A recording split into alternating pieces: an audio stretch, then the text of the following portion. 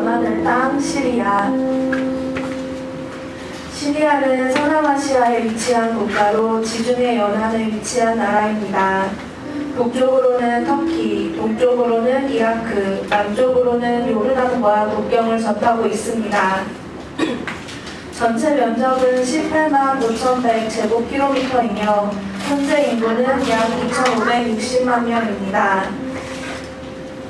시리아의 공식 국가명은 시리아 아랍공화국입니다. 시리아 헌법상 특정 종교를 국교로 정하고 있지 않지만 대통령과 국가 고위직은 반드시 이슬람교도여야 한다는 규정으로 이슬람교 사람들에게 국가 권력과 종교적 영향력이 집중되어 있습니다. 이슬람교는 인구가 87%를 차지하고 있는데 이 중 74%는 수니파 이슬람이고 13%는 시아파 이슬람입니다. 기독교인은 과거 전체 인구의 약 10%였으나 전쟁과 이주로 현재는 2% 내외인 수십만 명 수준으로 줄어든 것으로 추정됩니다. 이 중 대부분은 정교회와 카톨릭이며 복음주의 개신교는 1% 미만입니다.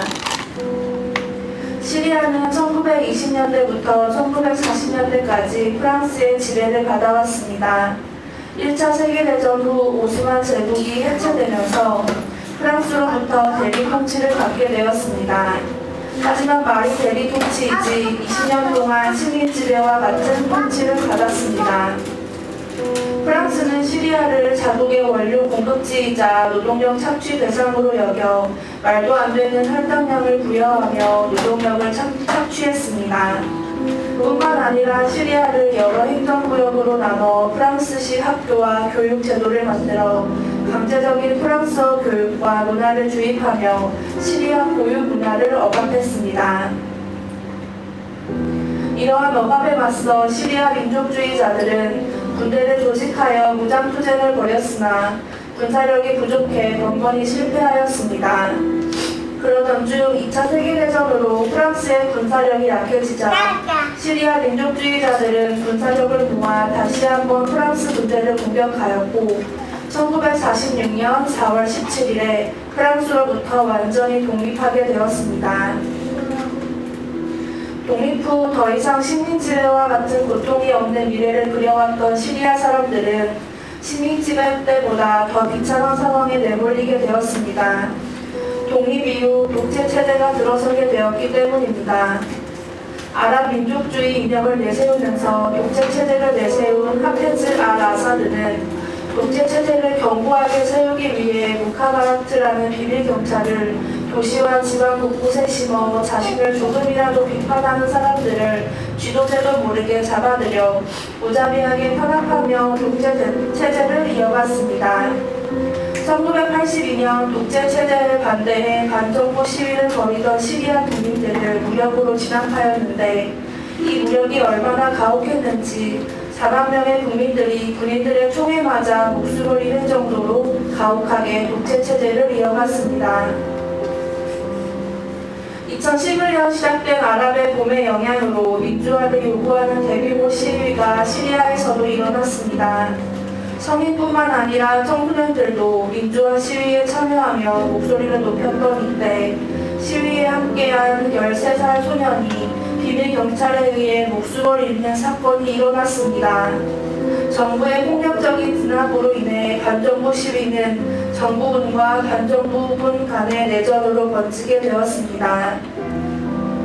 이렇게 2011년 시작된 시리아 내전이 2024년에 종결되면서 시리아 국민들이 그토록 기다리던 민주화를 맞게 되었지만 13년 동안 지속된 전쟁은 국민들에게 지울 수 없는 상처를 남겼습니다. 13년 동안 계속된 내전으로 최소 65만 명 이상이 목숨을 잃었고 인구의 60% 이상인 1,400여 명이 내전을 피해 난민이 되었습니다. 사회 주요 기관들과 경제는 거의 붕괴하여 국민의 90% 이상의 경제활동을 못해 극심한 빈곤에 시달리고 있습니다. 내전 종결 이후에도 시리아는 여전히 종파와 민족 갈등 속에 고통받고 있습니다. 시리아 사회는 다수파인 수니파 무슬림과 정권을 지탱해온 소수 알라위파, 그리고 푸르드족과 드루즈 공동체, 기독교인 등 다양한 집단으로 이루어져 있습니다. 내전 동안 이들 집단 사이의 불신과 상처가 깊어졌고 권력과 자원의 분배 문제는 여전히 해결되지 못하고 있습니다. 2025년 7월 시리아 남부 스웨이다 주에서는 드루즈와 베두인 부족 간의 충돌로 유혈 사태가 발생하였습니다. 이는 단순한 부족 분쟁이 아니라 내전 후에도 남아있는 종파 갈등과 소수민족 차별 문제를 보여줍니다. 국제사회는 휴전체제를 지지하고 있으나 시리아 사회 전반에는 여전히 불안과 폭력이 남아있습니다. 살인과 비명이 가득해 더 이상 소망이 없는 것처럼 느껴지는 시리아 땅의 폐허 속에서도 하나님은 일하고 계십니다. 수많은 무슬림 배경 성도들이 인생이 송두리째 흔들리는 전쟁의 한복판에서 예수님을 붙들고 은밀한 집 모임이 마을 교회로 자라나는 기적이 일어나고 있습니다. 무슬림에서 개종한 한 성도 압둘은 시리아의 무슬림들에게 복음을 전하자 무슬림들이 복음을 듣고 눈물을 흘리며 예수님을 믿기로 결단하는 일들이 이 땅 전역에서 일어나고 있다며 하나님의 놀라운 일을 말했습니다. 또 다른 마을에서는 교회가 난민들의 피난처가 되어 마치 오순절 같았던 9일의 예배를 경험하기도 하였습니다. 지금도 복음의 씨앗은 널리 퍼져 이 땅 속에서 자라고 있으며 하나님은 우리의 기도를 통해 시리아 땅의 살인과 폭력을 멈추시고 진정한 평화의 열매를 맺어주실 것입니다.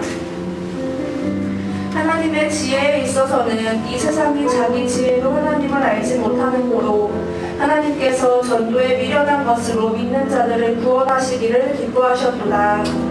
아멘. 하나님은 복음 전파를 통해 예수님에 대해서 듣고 돌아오도록 만드시는 분이십니다. 작고 연약하게 보이는 복음 전파를 통해 하나님은 시리아 땅에 복음의 폭탄을 떨어뜨려 시리아 수많은 무슬림들이 하나님께 돌아오도록 역사하실 것입니다.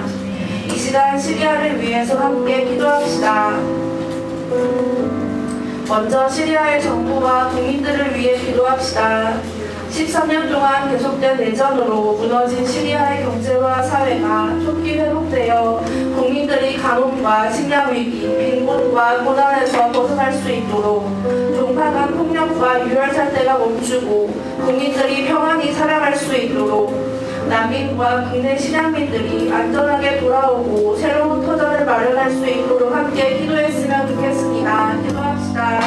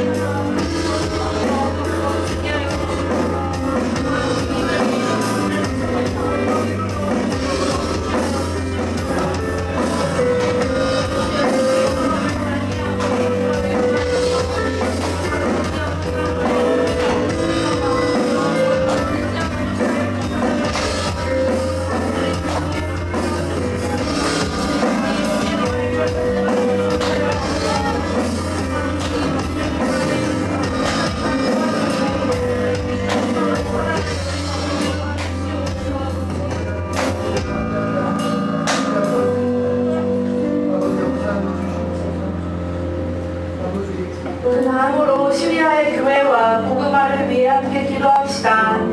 교회가 시리아 국민들에게 정말 필요한 것이 복음인 것을 깨달아 더욱더 담대히 복음을 전하는 시리아의 기독교인들이 될 수 있도록 무슬림들이 복음을 듣고 하나님께 회심하여 돌아오는 놀라운 일이 시리아의 어떤 한 지역이 아니라 전역에 가득할 수 있도록 회심하여 돌아온 시리아가 다른 이슬람 국가에게 선교하는 국가로 선교의 사명을 감당하는 나라로 일어설 수 있도록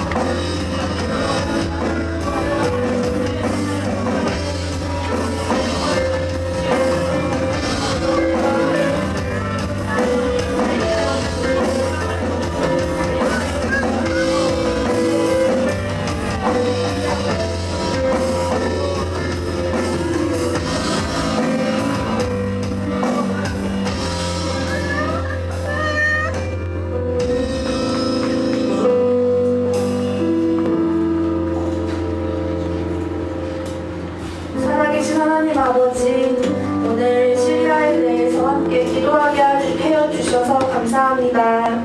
마음으로 멀고 낯선 땅이 아니지만 복음이 들어가기 어렵고 복음을 전하기 힘든 땅으로 여겨 그들을 위하여 기도하는 것을 점점 소홀히 했던 저희의 마음을 고백하며 다시금 시리아를 위하여 기도하게 해주신 하나님께 감사합니다.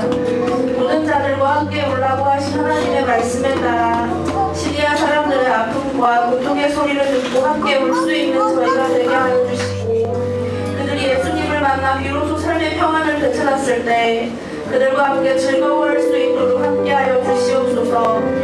지금은 시리아 나라가 메마른 땅 같을지라도 정말로 그 속에서 하나님께서 꽃이 무성한 유혹한 땅으로 만들어주실 줄을 믿습니다. 그 나라의 복음의 소식이 들려오고 변화되는 영혼들이 일어날 줄을 믿습니다. 그 나라에 참 위로와 평안을 주신 하나님을 믿습니다. 그 나라에 구원을 주신 하나님께 기도합니다. 주님의 새 일을 행하여 주시옵소서. 감사드리며 살아계신